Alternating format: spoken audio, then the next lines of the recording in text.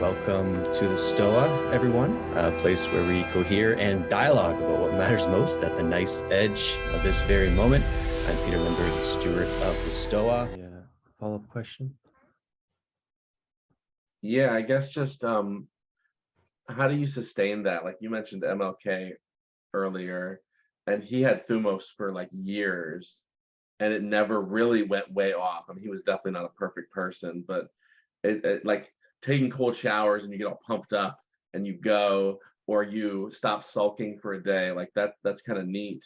But then like if you want to really accomplish something kind of unique, or even live, like I love that you said ordinarily, like just being impressed by the vitality of life all around you, like how does one maintain that hum, I guess, if you have any thoughts on practices or things like that.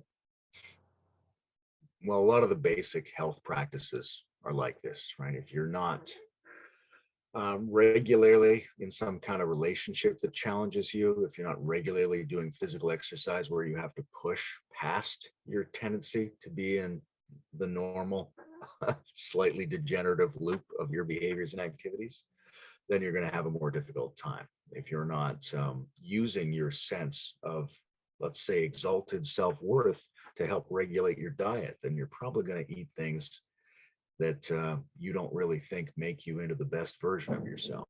So there's Thumos supportive activities, just as basic life and relationship practices, and those are essential. There's also the possibility of being more contemplative about it. And sometimes that looks like just becoming more able to spend a longer period of time in the feeling of the magnificence of things.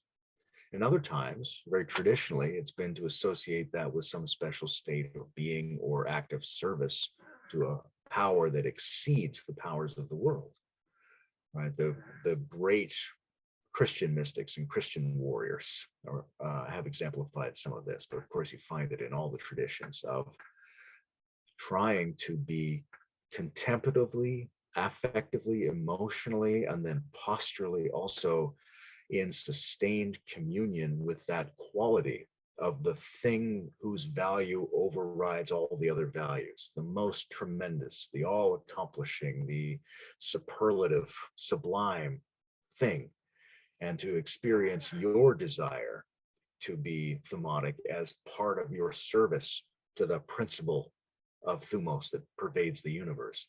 I think that can really help people to have both a broader sense of what it is, so they collapse less quickly and less frequently, but also there's a real chemical process in trying to be able to sustain that state. There's a very classic thing from positive psychology and Buddhist psychology. You can get better at your positive feelings.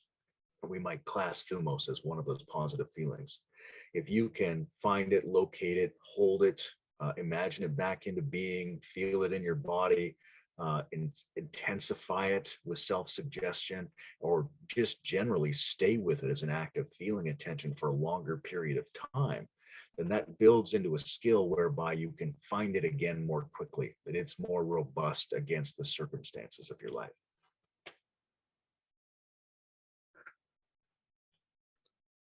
All right, thanks, Robert. Saruman believes that it is only a great power that can hold evil in check.